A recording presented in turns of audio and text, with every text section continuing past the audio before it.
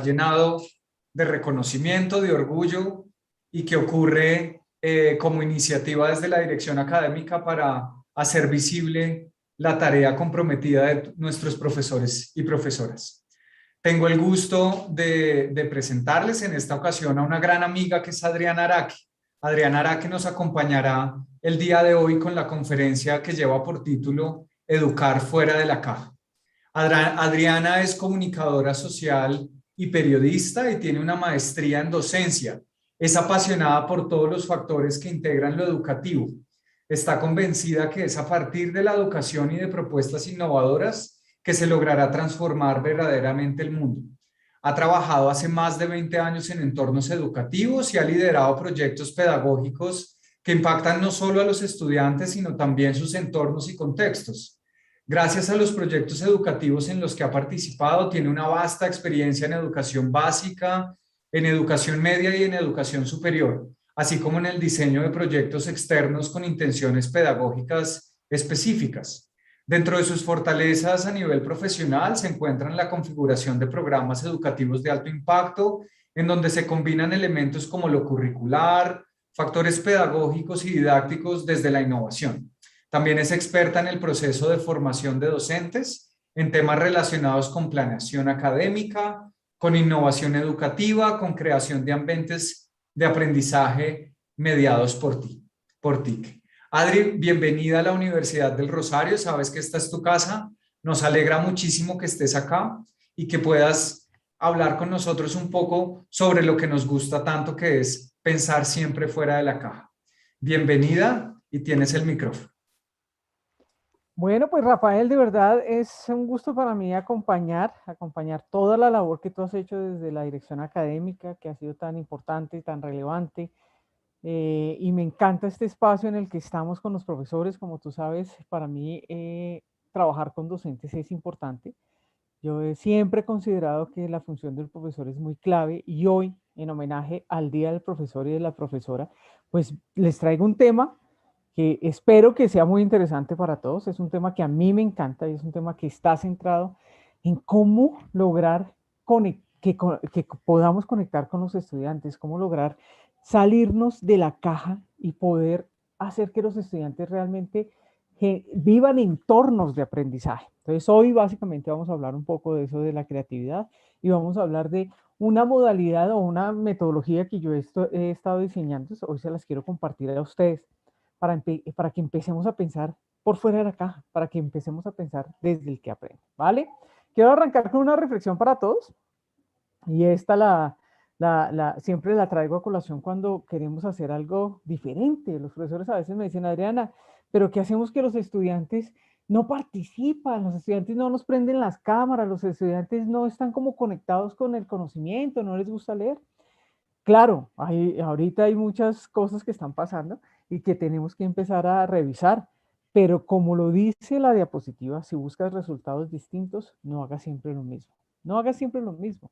Si yo quiero que realmente los estudiantes estén conectados con nosotros en un ambiente de aprendizaje, tenemos que generar ese ambiente de aprendizaje y tenemos que empezar a orientarlos hacia allí, ¿cierto? Tenemos que empezar a darles como toda la orientación de participación. Si, como dice la siguiente diapositiva, si nosotros no somos creativos, si no pensamos por fuera de la caja, si no creamos nuevos universos para los estudiantes, posiblemente ellos tampoco puedan serlo.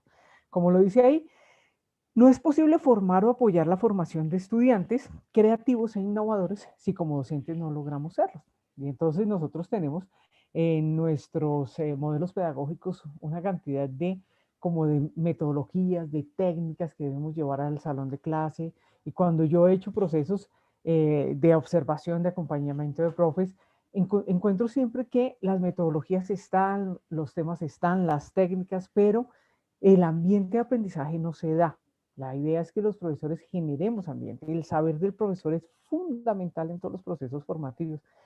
Y ese saber se tiene que dar, se tiene que expresar en un ambiente de aprendizaje a través de una mediación pedagógica. El profesor es un mediador, ¿sí? Los fraccionarios son muy interesantes. Yo me acuerdo que en el colegio los fraccionarios para mí eran una locura porque sufrí mucho con los números y cuando ya tenía que subir y bajar y hacer una cantidad de cosas, nunca lo entendía.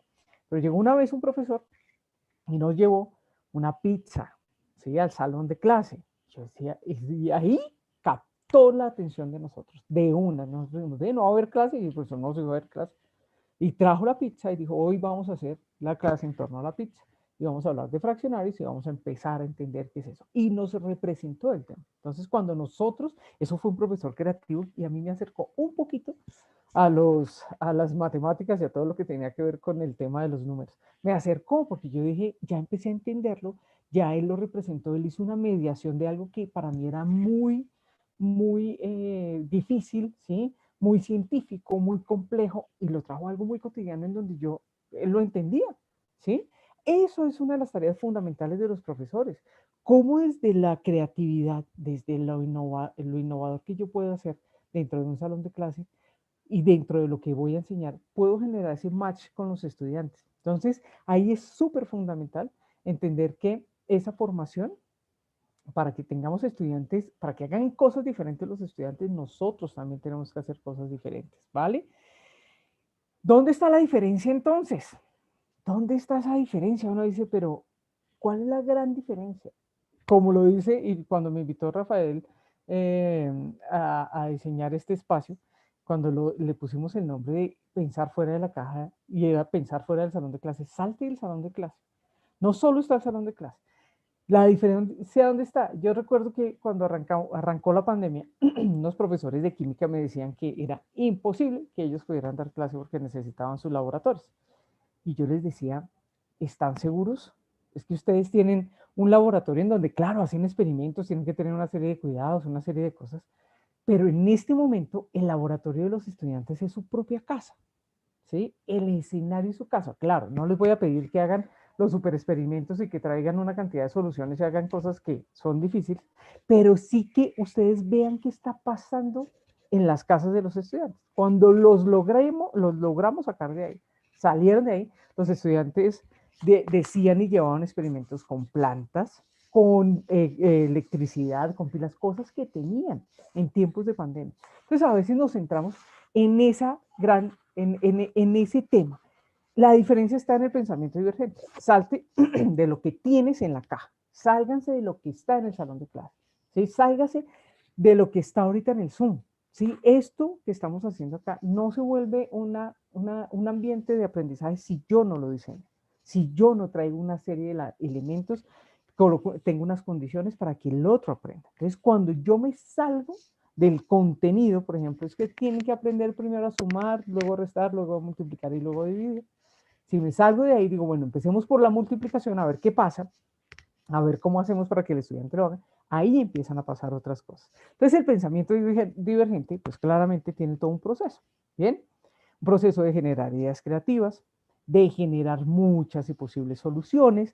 La idea, si ustedes profesores quieren enseñar algo, sálganse, nuevamente les digo, del contenido y empiecen a lanzar ideas de cómo lo enseñaría, cómo esto realmente lo aprendería el estudiante. Esa es la pregunta clave. No tanto cómo yo lo enseño, sino cómo el estudiante lo va a aprender y en las condiciones actuales en las que están. Hay estudiantes que en este momento toman clases por teléfono, ya tenemos alternancia, ya tenemos hibridación. Entonces, ¿cómo en este tipo de ambiente los estudiantes van a lograr las competencias y los contenidos que yo quiero que logren, ¿sí? Los resultados esperados de aprendizaje? Invitémoslos a resolver problemas, ¿sí? Para mí es clave. Los entornos que problematicen sobre lo que viven y lo que ven constantemente, qué es lo que encuentran, cómo lo pueden resolver, hacia dónde lo pueden llevar. Invitémoslos a que vean más allá. Cuando yo hago esa invitación, es súper interesante ver cómo es el comportamiento de los estudiantes. Cuando yo inicio una clase con una pregunta, con un reto, eso se llama estrategia de entrada. La estrategia de entrada busca motivar al estudiante, como empezar a generarle curiosidad, ¿sí? Y cuando yo lo invito a resolver un problema, ¿qué ves en la imagen? ¿Sí? ¿Qué te dice esa pregunta? Bien, cuando traigo una anécdota, cuando traigo ese tipo de cosas, lo primero que pasa en el estudiante es que se prende el bombillito de la atención. Si yo logro captar la atención del estudiante en los primeros 7 minutos con una actividad y la puedo hilar a través de una estrategia de desarrollo y una estrategia de cierre, el estudiante va a estar todo el tiempo conectado conmigo. Claramente, ese pensamiento está centrado en el que aprende. no como usted lo enseña, porque como usted lo enseña, pues yo le digo a los profesores, necesito una clase de liderazgo. Listo, Adriana, se lo damos en 20 minutos. Sí, pues usted es el profesor y usted enseña en 20 minutos qué es liderazgo. Pero ¿cómo hago que una persona sepa qué es liderazgo y que sea líder? ¿Cómo hago qué escenario necesito para que él lo entienda? Ahí claramente tiene mucho que ver el aprendizaje activo y todo este tipo de cosas. Centrado en el estudiante y centrado en cómo aprenden los estudiantes. Entonces es ahí una parte muy interesante cuando yo hablo de pensamiento creativo. El pensamiento creativo es realmente salirnos de nosotros mismos, es pensar cómo el otro va a ganar va a ganar y va a llegar a sus resultados esperados de aprendizaje. Dice Torrance, un experto en creatividad y pensamiento creativo, ¿sí? Torrance cuando empezó a trabajar con lo educativo, a mí me encantó, porque decía que el profesor ideal para favorecer la creatividad es una persona sensible, con abundantes recursos, flexible. Bien, y uno dice, no, pero pues es que abundantes recursos en cuanto a qué, saliéndonos de la casa, de la caja, buscándolos, ¿sí? Sensible, que entendamos también que los estudiantes también tienen ciertas condiciones. Actualmente hay estudiantes que están pasando por muchas condiciones, entenderlos, ¿sí? Motivarlos. Si un estudiante realmente va hasta la universidad a tomar una clase, posiblemente esté haciendo un gran esfuerzo. Nuestra tarea es que tome la mejor de las clases. Entonces, eso también hace parte de que el profesor sea sensible, flexible.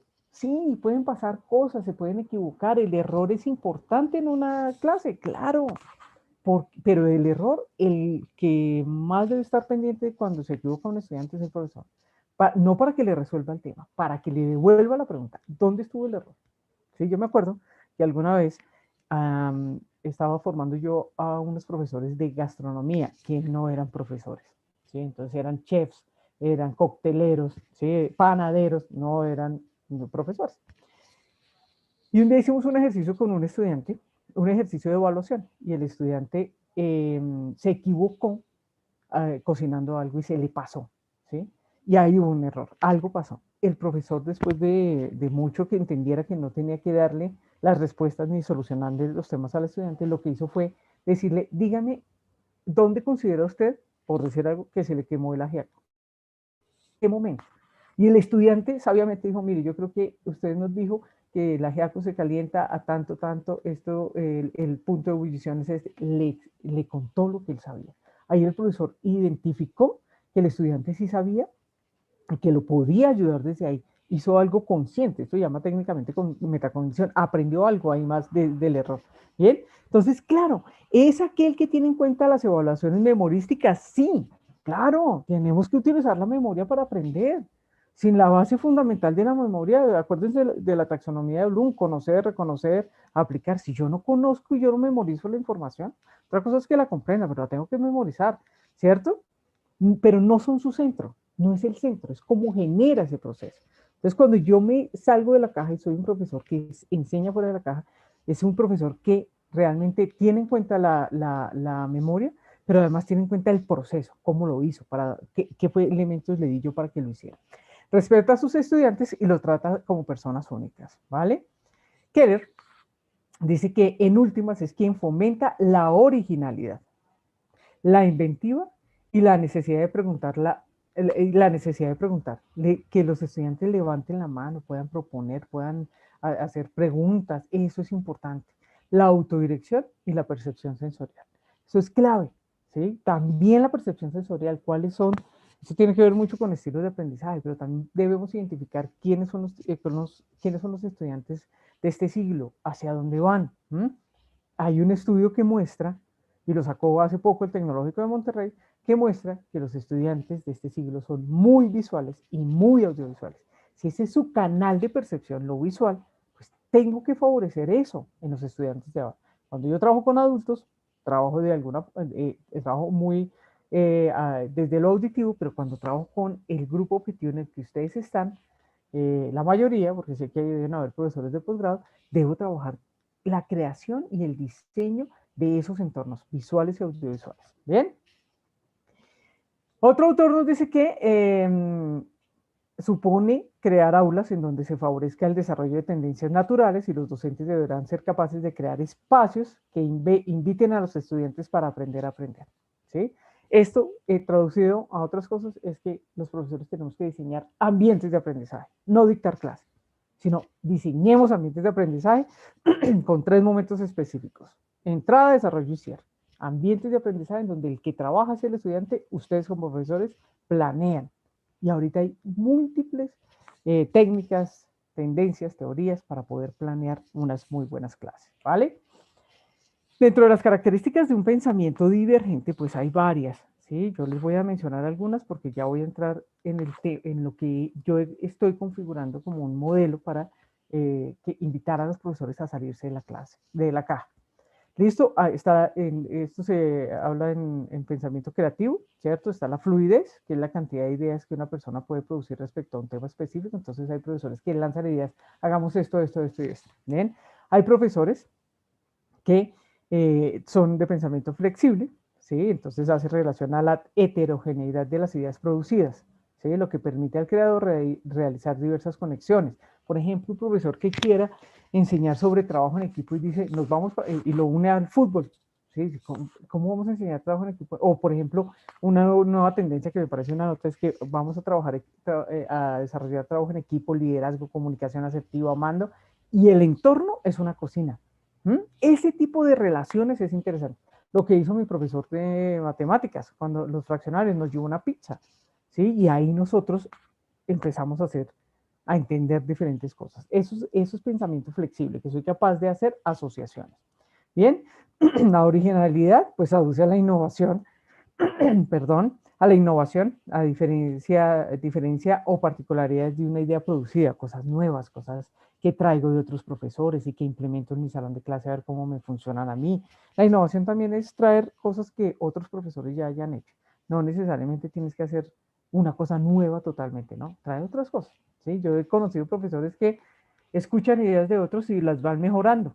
Ese es otro nivel de innovación, mejorar una idea. ¿Sí? La última sí es una super idea y es la innovación de la mayor, pues, bien, pero yo puedo ir trayendo cosas, sí. Eso es muy importante que pase, ojalá pase con los profesores del Rosario, que se hablen, ¿sí? Si yo quiero trabajar con temas de innovación, yo debo escuchar al otro. ¿Qué están haciendo los otros? Generar comunidades de aprendizaje de lo que pasa en el aula. Oye, a mí, yo monté esto, propuse este software y pasó esto. Yo le cuento cómo lo hice, se lo cuenta, aplíquelo usted y cuénteme qué pasó. Eso genera de verdad un valor impresionante en la institución, porque es el saber del maestro puesto a, hacia entornos de innovación educativa. Y finalmente, la elaboración. Son esos profesores que tienen un nivel de detalle específico, son muy buenos para hacer rúbricas, por ejemplo, voy a evaluar esto, esto, esto, esto, ¿sí? Son profesores que desarrollan muy bien sus ideas y tienen totalmente controlado un ambiente de aprendizaje, ¿vale? Los ambientes de aprendizaje creativos siempre se generan, esa es parte de lo que yo indago y lo que yo quisiera hacer, ¿sí? Ambientes creativos de aprendizaje, en donde el centro esté el desarrollo creativo, ¿sí? Parten todos de una planeación, lo tenemos que planear. Parten todos de un objetivo, o en este caso de un resultado esperado de aprendizaje. Algo va a pasar en el estudiante va a lograr una serie de competencias. ¿Cuáles son esas competencias? Debe acompañarse de unos contenidos y claramente allí la diferencia está en las estrategias pedagógicas y la evaluación, en cómo yo creativamente genero ese ambiente para que sea muy innovador, muy creativo y desarrolle y despierte en los estudiantes unas habilidades que ellos posiblemente no desarrollen a partir de capacitaciones que están o clases que están centradas en el profesor. Entonces yo he tenido eh, para la planeación de mentes creativos de aprendizaje, ¿cierto? 5 momentos, 5 momentos, se los voy a contar hoy, que espero que les sirva, algo que ustedes tomen de acá y ojalá lo puedan implementar. Entonces, en los ambientes creativos de aprendizaje, cuando yo creo una clase, ¿sí? o tomo un resultado esperado de aprendizaje y lo creo desde un ambiente creativo de aprendizaje, tiene que tener 5 momentos. Uno es el cuestionamiento. Ya les voy a explicar qué es, pero el cuestionamiento sí tiene que ver mucho con lo que les decía hace un rato de invitar al estudiante a resolver un problema, invitar al estudiante a crear algo, a desarrollar un proyecto, a resolver un reto, ¿bien? Pero que lo cuestione, que lo motive, que lo interese. Créanme que un reto simple es que hagan un video, que hagan un noticiero cada uno en su casa. Créanme que eso es un reto muy interesante. Pero luego viene el acopio de datos, que ellos sean capaces de, para resolver ese problema, levantar la información y decir en dónde está. ¿Sí? Claro, el profesor lo tiene que planear, el profesor le tiene que dar las rutas, búsquelos aquí, búsquelos acá. Nos volvemos como facilitadores y orientaciones en esos procesos. La incubación, ¿sí? Esa es una fase del pensamiento creativo, que es cuando el estudiante tiene la información y todo lo empieza a relacionar y yo le doy todos los elementos para que él pueda empezar a darle respuesta a ese cuestionamiento que hice inicialmente. Se da la iluminación cuando ya me siento con mis compañeros y empiezo a darle respuesta y lo vamos a hacer así de esta manera y voy a integrar todo. Y algo muy importante es que lo pueda comunicar al estudiante, que el estudiante lo pueda expresar.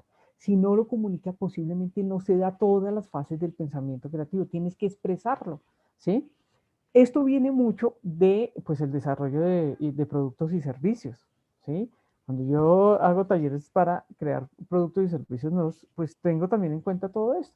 Y la comunicación es ya ver el producto o el servicio desarrollado y que me lo presente. Exactamente pasa igual.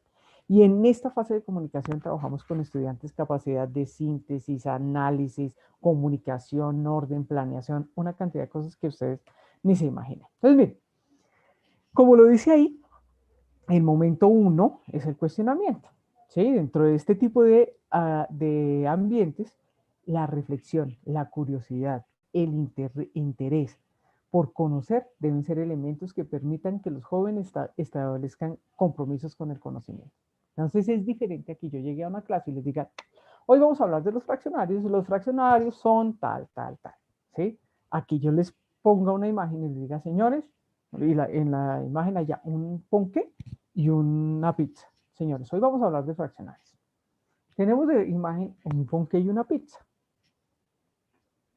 ¿Qué relación tiene eso con lo que vamos a hablar?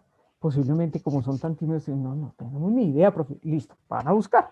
¿Listo? ¿Por qué traje un ponqué y una pizza acá? O hay estudiantes que te levantan la mano, pero tú los vas orientando. Ese momento de cuestionamiento no es que te resuelvan la pregunta, profe, ¿por qué es que eso se asemeja a unos fraccionarios? Y eso, ¿en dónde se ve en la vida real? ¿Por qué es importante conocerlo? ¿Para qué lo debemos aprender en este momento del proceso en el que estamos? ¿Bien? Ese cuestionamiento es fundamental que ustedes lo generen, lo motiven, lo lleven, ¿bien? Para que el estudiante esté conectado. Tráiganles cosas diferentes. De pronto, en vez, ya no traen una pizza, sino que traen es redonda, sino que traen de otra marca y es cuadrada. Esto también puede ser fraccionario. Pónganlos a reflexionar.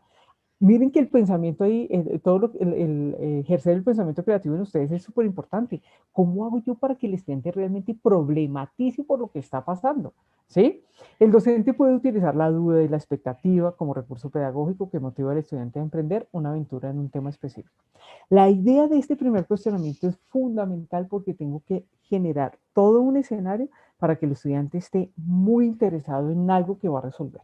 Entonces, además le tengo que dar eso se llama dar, pero no todo, ¿sí? O sea, se lo entrego, pero le guardo una parte. Se llama técnicamente dar y guardar, ¿sí? Ya me acordé. Técnicamente se llama dar y guardar, ¿sí? Yo le doy al estudiante, pero guardo parte de la información para que él realmente genere mucha curiosidad y genere mucho interés por lo que va a resolver, ¿vale? Ese es el primer momento. Muy interesante y muy importante que utilicen elementos como testimonios, un TED, por ejemplo, preguntas bien hechas, cuestionamientos que resuelvan un proyecto, ustedes les pongan una tarea importante. Por ejemplo, les digan a los estudiantes, bueno, señores, ustedes van a diseñar un TikTok. Mire, hay un TikTok, sí, pero lo van a diseñar con estos temas. Claro, Adriana, pero no conocemos TikTok, no importa. Díganles, van a diseñar un video. Publíquenlo donde quieran, pero me lo tienen que mostrar. ¿Sí? Hay muchas oportunidades y muchas posibilidades que nosotros los profesores no conocemos, ¿bien? Pero lo importante es saber cómo llevar y cómo diseñar ese ambiente para el estudiante, ¿vale? El momento número 2 es el acopio de datos. Aquí es muy importante, claramente, la función del profesor. Está pasando el señor que siempre pasa los viernes a esta hora. Disculpen el sonido de atrás. Son cosas con las que tenemos que vivir también los profesores. El acopio de datos claramente es una serie de recursos que los profesores y materiales que los profesores hemos seleccionado para que los estudiantes puedan darle respuesta al tema. Si seguimos con el ejemplo de fraccionarios, yo puedo hacer toda una indagación de qué hay en la biblioteca que me puede ayudar para que el estudiante resuelva y le puedo dar toda la ruta. Y le digo, estudiantes, para que ustedes puedan resolver esto, aquí están todos, les puedo hacer una guía y decirle, aquí están todos los recursos que ustedes pueden utilizar para ir a resolver el tema, ¿vale? Como lo dice ahí, es en este momento en el cual el docente integra todas las fuentes de información posibles para que el joven dé respuesta a las preguntas generadas en la etapa inicial. Yo las integro y el estudiante puede arrancar por donde se sienta más cómodo. Generalmente arranca por lo que él más entiende. Lo más complejo lo deja después. Pero lo que más entiende lo va llevando hasta llegar a darle respuesta al tema. Puede que ahí en el acopio de datos, claro, la función del profesor también está ahí. El profesor explica ciertas cosas, da ciertos conceptos, entrega cierta información, da la clase, claro, ¿sí? La puedes dar, bien. Aquí se integran lecturas, entrevistas, videos, testimonios que den pistas al estudiante sobre cómo resolver sus cuestionamientos. ¿Sí? Les entregamos toda la información. Que traen cosas y les podemos decir, si encuentran cosas nuevas, las traen, pero las socializamos con el grupo para que todos las entiendan. ¿Bien? Entonces, claramente, ahí ese acopio de datos es clave. Tengo un problema, tengo una información, tengo que empezar a trabajar. Aquí en el momento de la incubación, ¿sí? Ahí vienen muchas estrategias pedagógicas del profe. Entonces yo ahí los pongo a conversar, los pongo a diseñar mapas mentales, los pongo a buscar otras teorías, los pongo a buscar a otros profesores para que me respondan, ¿sí? Es como, ellos ya tienen como muchos elementos y empiezan como a decir, con el profesor, el docente debe generar espacios de reflexión, de confrontación frente a lo que se ha cuestionado del estudiante y lo indaga. Después de que el estudiante diga, profe, ya tengo la respuesta, ¿será esto, esto y esto? Devuélvele la pregunta. Tú consideras esto, esto y esto, no le demos siempre la respuesta.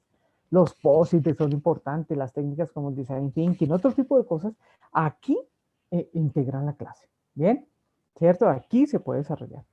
Es una etapa que parece quieta, sí, realmente uno a veces ve, ¿será que está? Pero están ahí trabajando. De hecho, uno se va de una clase a otra y uno dice, ¿será que se llevaron la información? Créanme que si el reto es muy interesante, se lo llevan y entran en fase de incubación, de pensar y empiezan a asociar todo con la respuesta que le quieren dar. Y es una etapa de ideación, empiezan a generar muchas ideas ahí, que es muy interesante. Es una etapa que parece quieta, pero realmente es muy productiva para el joven. Está organizando la información, clasificándola, analizándola, en últimas creando un nuevo conocimiento para él. En ese momento él lo está organizando. ¿Vale? Y ahí él le está dando respuesta a lo que debe resolver, que es muy importante. Que pueda resolver algunas cosas y que pueda empezar a mí me encanta en esta etapa que conversen los estudiantes. A veces hacemos que trabajen solos, pero cuando conversan con otros, se dan cuenta de que lo que yo estoy mirando es diferente a lo que él está mirando y lo podemos asociar y podemos dar una respuesta muy creativa. Entonces, esta etapa es muy interesante. Ya el momento 4, como lo dice ahí su nombre, y es un momento del pensamiento divergente, aparece la iluminación, ¿cierto? Que es el momento en el que se da respuesta a sus preguntas y él construye su propio concepto, ¿bien? Allí, pues, el ambiente de aprendizaje que se crea debe permitir que el estudiante llegue por sí mismo a responder las preguntas. Ya empiezan a organizarse, a elaborar la respuesta, a definir y a priorizar qué deben resaltar, a organizar el discurso, a buscar elementos, a buscar las bibliografías, a buscar como los datos importantes sobre los que se deben apoyar. Bien, como lo dice ahí, es el momento en el cual elabora su propia teoría. Ya aprendió cosas, ya lo llevamos, ya él mismo lo configuró. Bien, yo ahí puedo acompañarlo como docente también para que me cuenten, darles ánimos, ¿sí? Decirles, bien, me gusta la idea, o porque no piensen esto. Hay una técnica en creativa que se llama, ¿y qué tal si? ¿Sí? Entonces no se le dice, no, pero eso está como mal, sino que se le dice, ¿y qué tal si a eso le añadimos la teoría de tal persona? De Edgar de Bono para pensamiento creativo, que habla de esto, esto y esto. Entonces los invito a buscar y van estructurando todo su conocimiento. Bien. Y finalmente el momento de la comunicación. En un ambiente creativo de aprendizaje, invita a sus actores a expresarse. Un ambiente creativo de aprendizaje hace que los estudiantes de alguna u otra forma comuniquen lo que aprendieron. Que técnicamente como estrategia de cierre puedan verificar qué aprendieron y qué no aprendieron de todo el proceso. Bien, entonces, claro, invita a los actores a expresarse libremente en un marco de participación activa, ¿sí? Que lo puedan hacer, que puedan retroalimentar con su compañero. Aquí, por ejemplo, yo les hablaba de evaluación creativa. Aquí no necesariamente están solo solo el profesor evaluando. Yo puedo decirle a los compañeros, les voy a entregar una matriz y ustedes evalúan la propuesta de sus compañeros. Y hacemos coevaluación, heteroevaluación, una cantidad de cosas basadas en el respeto, pero como todos hemos pasado por el mismo proceso, yo puedo decir en qué están fuertes, más fuertes que yo, por ejemplo, ¿sí? O en qué les falta. Entonces, en esta parte de la comunicación es muy interesante porque ellos utilizan todos los recursos que quieran, pero deben comunicar de manera efectiva, en máximo 8 minutos, dar la respuesta o mostrar el video o contar ciertas cosas. Son los 5 momentos claves que se deben utilizar en todo el proceso de, de, de este modelo, que espero en algún momento, si a alguno le interesa, lo podemos hablar y podemos configurar este tipo de ambientes creativos de aprendizaje. ¿Cuáles son esos factores del ambiente creativo de aprendizaje ya para ir terminando? Uno, que permite fomentar la expresión de ideas y la espontaneidad. Bien, entonces salirlos de la caja, realmente pensar cómo aprende el estudiante con este modelo o simplemente con un evento en donde ustedes propongan que el estudiante sea el centro del escenario, en donde pueda aprender, esté centrado en el estudiante, permite que ellos expresen sus ideas y sean espontáneos, ¿sí? Créanme que si hagan el ejercicio, si pueden esta semana, la próxima que lo planeen, una buena pregunta, una buena actividad en donde a ellos los conecte, va a hacer que ellos lancen ideas, que sean espontáneos, que prendan cámaras, que participen, etcétera, etcétera. Favorecer el pensamiento divergente. No solo estarnos sentados en como dicen, el punto negro en el tablero blanco, estoy ahí, ¿cómo resuelvo este problema? No, mira qué hay por fuera. ¿Sí? Los invito a ellos también a mirar las otras posibilidades y a relacionarse con lo que hay en su entorno, ¿vale? Y también a nosotros como profesores, ¿sí? No solo es el aula de clase y no solo es el PowerPoint, es cómo yo, a partir de todo lo que pasa en el salón de clase, todas las historias que pasan en los estudiantes, todo lo que pasa en lo cotidiano, puedo enseñar algo y el estudiante lo puede aprender. Bien, esto trata el error como parte del aprendizaje. Es importante que si identificamos que un estudiante o un grupo de estudiantes se equivocaron en algo, démosles herramientas para que resuelvan el error, que lo identifiquen, ¿sí? No que termine el tema y no sean capaces de identificar en dónde estuvo el problema, no, que sean capaces de identificar el error. Eso se llama devolver. En la mediación pedagógica, devuelve la pregunta. ¿Sí? Profe, pero es que entonces no entendí qué es metacognición. ¿Qué entiendes? O sea, si divides la pregunta, si divides la palabra en meta y en cognición, ¿qué es para ti metacognición? No, profe, meta es un objetivo, cognición tiene que ver, y ahí empiezas a trabajarlo. Entonces, el error puede ser también parte del aprendizaje. Utilizar diferentes formatos para realizar las actividades. ¿Bien? Entonces, ya les he hablado que los estudiantes son netamente audiovisuales. ¿Sí? Entonces, tratar que los estudiantes utilicen otros formatos, otras cosas, ¿sí? Que puedan expresarse de diferentes maneras. Para eso los tienen que conocer, posiblemente sí, ¿bien? Pero si no los conocemos técnicamente, háblenles de lo común, un video, un audio, ustedes lo tienen que hacer, ¿sí? Entonces, la idea es que ustedes lo puedan desarrollar de esa manera. Proporcionar instrucciones abiertas y claras para la tarea. Eso es fundamental. Algo que pasa, algo que ocurre, es que muchas veces no sabemos dar instrucciones, ¿sí? Entonces, como no damos instrucciones claras, orientadas, precisas, ¿sí? Los estudiantes no logran desarrollar las actividades. Entonces, sí es importante que puedan ustedes generar un proceso de muy buenas instrucciones. Bien. Siguiente, proponer actividades voluntarias, ¿sí? Que puedan proponer actividades voluntarias, ¿sí? Créanme que si ustedes generan ambientes de aprendizaje creativos, lo que van a lograr es que los estudiantes participen, ¿sí?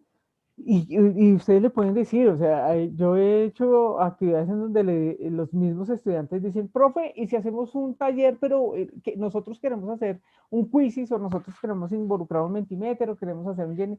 Ellos empiezan a generar actividades voluntarias y las pueden desarrollar. Si ustedes no las conocen, la cantidad de software y la cantidad de información que hay en este momento para los profesores es muchísima. Si no las conocen, no importa. Lo importante es que se propicie la posibilidad, ¿cierto? Pero que se las cuenten. A mí me han llegado estudiantes en donde dicen, no, profesora, ya estamos utilizando este software. Y yo no tengo ni idea, cuéntenme de qué se trata. Bien, y lo conocemos. Pero sí hay que propiciar eso y abrir el espacio para que se dé. Despertar la curiosidad por el aprendizaje, ¿sí? Y la curiosidad se despierta con lo cotidiano, ¿sí? Cuando el estudiante reflexiona sobre el concepto que vamos a hablar en su vida cotidiana, en su entorno, en sus oficinas, en sus casas, en su formación como profesional, ahí se empieza a despertar la curiosidad. Utilizar inteligencias múltiples, música, utilizar otros recursos, como lo decía antes, ¿cierto? Que eso también propicia, hay ciertos estudiantes que aprenden de diferentes formas y que ojalá estén dentro del salón de clase. Los docentes innovadores tienen varias características, ¿bien? Asumen los cambios, asumen limitaciones. Yo me acuerdo que cuando empezó la pandemia, muchos profesores dijeron y se salieron, muy buenos profesores, se salieron de la docencia, dijeron, no, no aguantamos esto. ¿Sí? La limitación de estarle hablando a una pantalla con solo viendo cuadros grises porque los estudiantes no abren las cámaras y yo no soy capaz de conectar con ellos, se salieron. Bien, entonces ese es el punto negro del tablero blanco, tratar de cómo generar esos escenarios y entender que este entorno online es diferente y captar la atención es compleja. Entonces, ¿cómo lo podemos hacer? Claramente, voy a hablar del último, trabajar colaborativamente, escuchar las acciones de los otros, qué hicieron, cómo los hicieron, ¿sí? ¿Qué me pueden aportar? Buscar apoyo. Bien, todas las universidades ahorita tienen centros de apoyo para profesores. ¿Cómo lo hago? Qué herramientas utilizo, cómo dinamizo mis clases, ¿vale? Facilitan aprendizajes, los profesores innovadores facilitan aprendizajes, potencian destrezas, son integradores, ¿sí? Porque como empiezan a asociar muchas cosas, empiezan a integrar recursos, materiales, autores, actividades, ¿bien?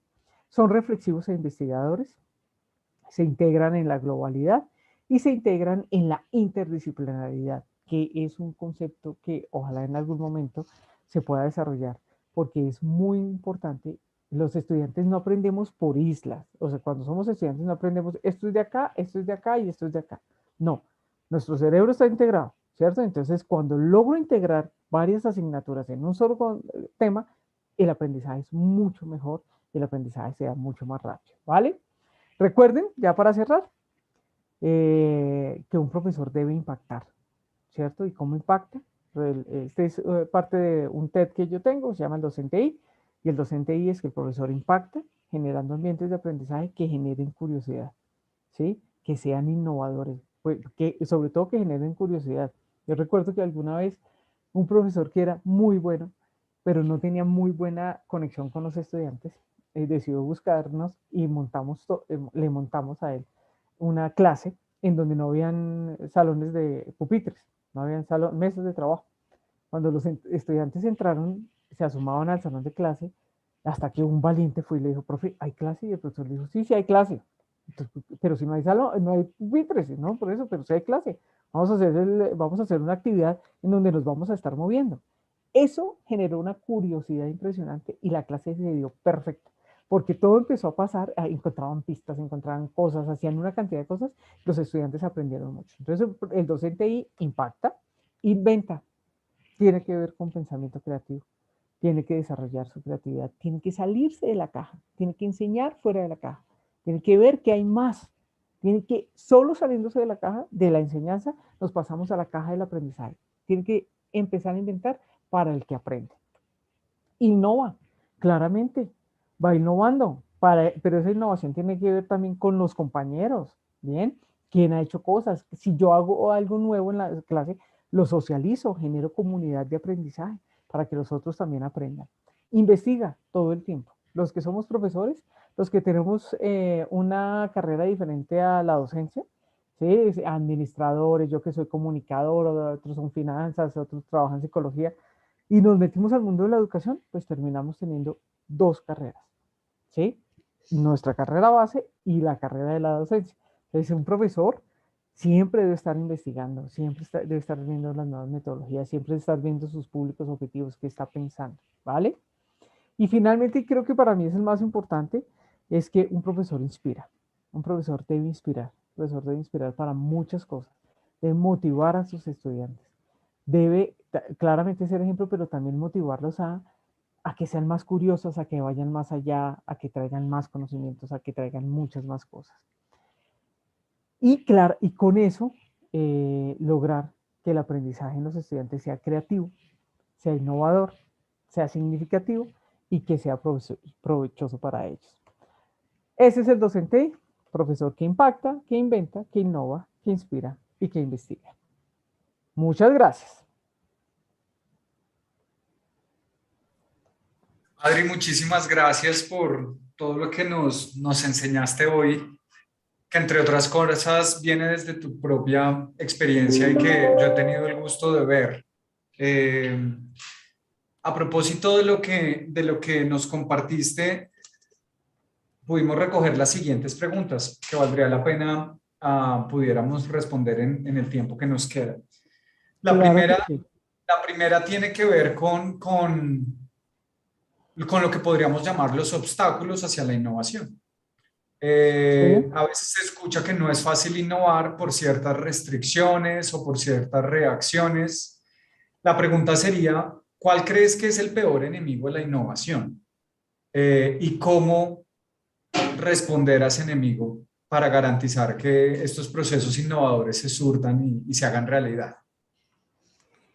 Rafa, mira, yo creo que el peor enemigo, y lo digo con mucho cariño, es la excusa, ¿sí? Entonces nosotros tendemos a decir, no, pero tenemos mucho trabajo, no da tiempo para la planeación, y entonces esa excusa, y la excusa también es en la universidad no nos lo permite, nosotros tenemos un sílabo y no nos podemos salir de ahí. Sí, pues eso pasa, y claro, tenemos que estar centrados en que hay unos lineamientos institucionales que tenemos que cumplir, ¿m? Pero tú en el salón de clase tienes una responsabilidad. Entonces, para que tú puedas realmente cumplir tu labor como docente, pues tienes que dejar un poco de lado ese tipo de excusas y mirar realmente si tienes, yo siempre, y tú, yo creo que tú alguna vez me escuchaste decirlo, yo siempre he comparado la profesión del docente como la de un médico, pero siempre he dicho que la profesión del docente es mucho más compleja, es mucho más, ¿cómo decirlo? Como tiene mucho más cuidados, mucho más cuidadoso. Pero ¿cómo? Si el médico salva vidas, claro, pero es que el médico atiende a paciente por paciente. Cuando a mí como docente me dan 20 estudiantes, son 20 personas en las que yo debo intervenir, debo inspirar, debo impactar, ¿cierto? Entonces, si yo tengo como excusa que no lo puedo hacer, porque es que en el sílabo no está, en la planeación que me dan, no está en los tiempos los que se ven afectados son los estudiantes, Rafa. Entonces, yo siempre, y la otra es que me dicen, pero Adriana, es que sí es muy complejo trabajar así, ¿sí? Trabajar tenemos que diseñar casi 16 clases, una clase semanal durante 16 semanas, una cantidad de cosas, pero siempre les digo, pero si lo hacen, como dice Peckerman, si lo hacen solos, llegan, ¿sí? Pero llegan tarde. Si lo hacen en grupo, llegan más rápido. Si hago comunidades de aprendizaje entre los profes y tú que estás en la dirección, si generas como esos entornos de compartir, ¿sí? Cuando yo comparto que las experiencias, pues no tengo que empezar de cero, tengo que empezar de la experiencia del otro, alguien se aprovecha de lo que yo hice. Entonces creo que para la innovación, primero es dejar la excusa, segundo es mirar cuáles son las posibilidades que tengo para poderlas generar. Súper. Sí, esos obstáculos a veces entorpecen un poco la tarea, pero resultan ser como falsas interrupciones y más bien podrían considerarse o terminar convirtiéndose en fuentes de inspiración y oportunidades de encontrar otras rutas para innovar.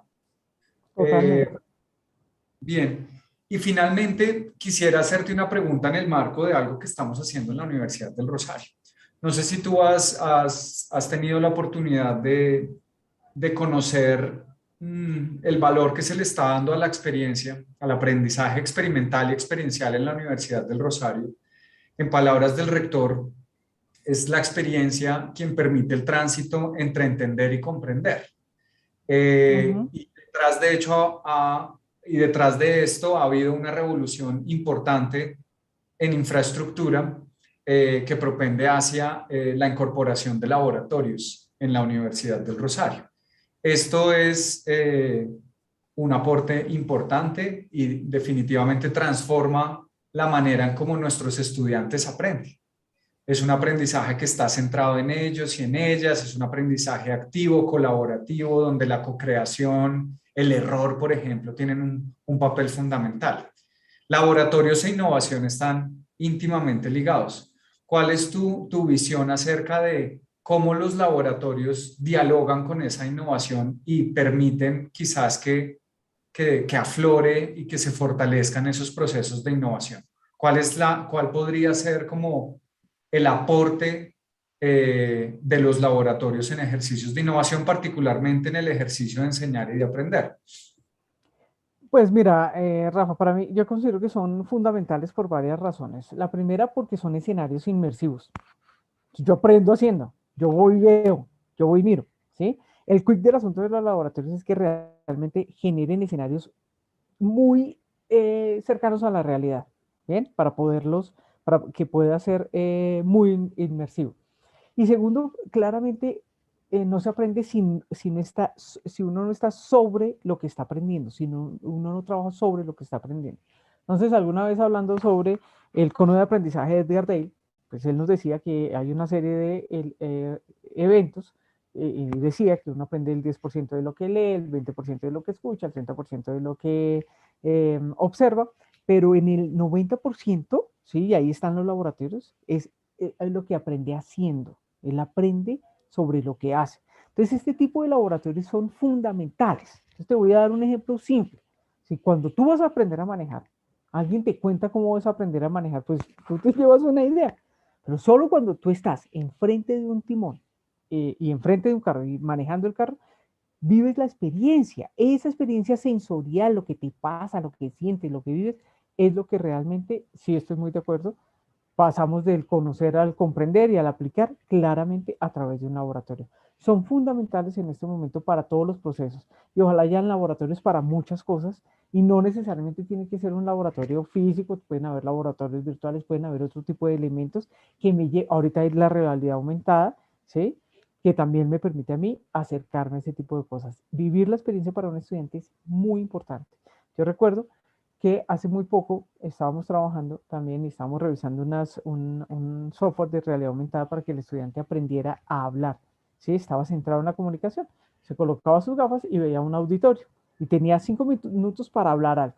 El software le dice cuántas veces repitió una palabra, cuántas veces hubo cacofonías, cuántas veces titubeó. Ese tipo de cosas les dan mucho más elementos a los estudiantes y hacen que realmente adquieran y desarrollen destrezas. Lo que hacen los laboratorios es desarrollar competencias, Rafa.